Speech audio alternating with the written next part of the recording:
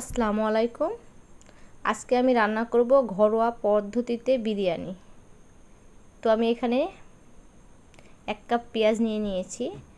এটা বেরেস্তা করে নিব চুলা লো টু মিডিয়ামে দিয়ে। আর আমি 600 গ্রাম মুরগির মাংস পরিষ্কার করে ধুয়ে নিয়েছি। এখানে আমি ব্রয়লার মুরগিটা নিয়েছি, আপনারা চাইলে যে কোনো মুরগি নিতে পারেন। তো দিয়ে দিলাম। আর এখানে দিয়ে দিব আমি 1 কাপ পেঁয়াজ কুচানো, 2টা তেজপাতা দিয়ে দিব। এখানে সাদা এলাচ, দারুচিনি, লবঙ্গ দিয়ে দিলাম। আর আদা রসুন পেস্ট দিয়ে দিব 2 চামচ। জিরা গুঁড়া দিয়ে দিলাম 1 চামচ। শুকনা মরিচের গুঁড়া 2 চামচ আর স্বাদ মতো লবণ দিলাম। আর আমি সয়াবিন তেল দিয়ে দিব এখানে 1 টেবিল চামচ মতো।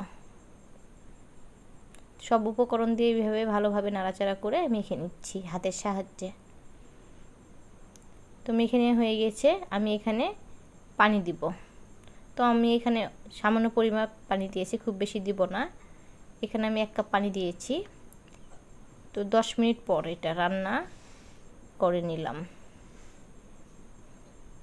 তো 10 মিনিট পর এটা একটু নাড়াচাড়া করে আমি কষিয়ে নিচ্ছি।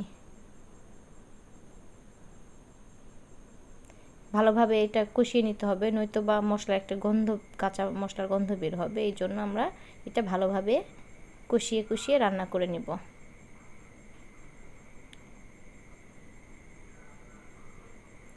দেখুন অনেকটা তেল বের হয়ে গেছে। এই পর্যায়ে আমি সামান্য একটু পানি দিয়ে আবারও 5 মিনিট মতো রান্না করে নেব। 5 মিনিট হয়ে গিয়েছে। আমার মুরগির মাংসটা এই পর্যায়ে রান্না হয়ে গিয়েছে। বলে রাখি এখানে কিন্তু আমি হলুদের গুঁড়া দেইনি।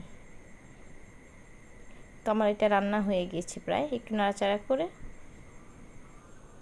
এটা আমি নামিয়ে নেব। অন্য একটি পাতিলে আমি 1/2 কাপ সয়াবিন তেল নিয়েছি। এখানে 4 থেকে 5টা সাদা এলাচ মুখ ফাটিয়ে দিয়ে দিয়েছি। আর আমি চাল পরিষ্কার করে ধুয়ে পানি ঝরিয়ে নিয়েছিলাম, সেই চালটা এর মধ্যে দিয়ে দিলাম এবং চুলা লো টু মিডিয়ামে দিয়ে আমি এটা ভেজে নিব 5 থেকে 7 মিনিট। আর এর মধ্যে আদা রসুনের পেস্ট দিয়ে দিলাম 1/2 চামচ মতো। আর এখানে লবণ দিয়ে দিব স্বাদ মতো। মাংসের পরিমাপে মাংসেতে দিয়ে দিয়েছিলাম লবণ, আর পোলাওয়েরটা এখানে দিয়ে দিলাম। তো এইভাবে আমি ভেজে নিব।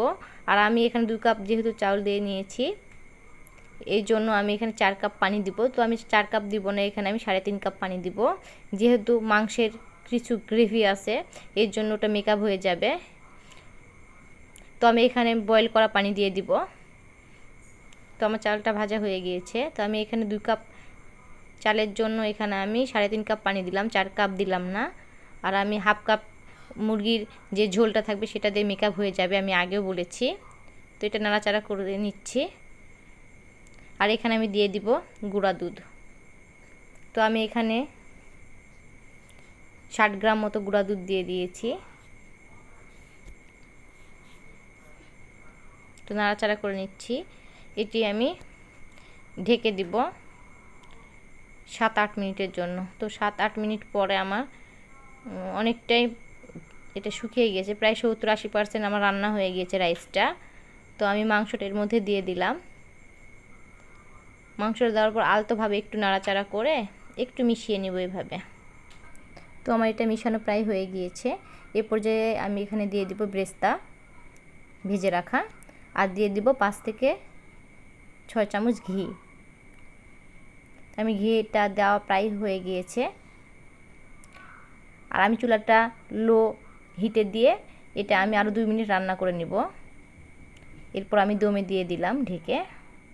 তো আমি চুলাটা অফ করে দিয়েছি। এ পর্যায়ে আমার বিরিয়ানিটা রান্না হয়ে গিয়েছে। দেখুন অনেক সুন্দর হয়েছে। তো যাই হোক, যদি আমার ভিডিওগুলো আপনাদের ভালো লেগে থাকে আমার চ্যানেলটিকে সাবস্ক্রাইব করবেন।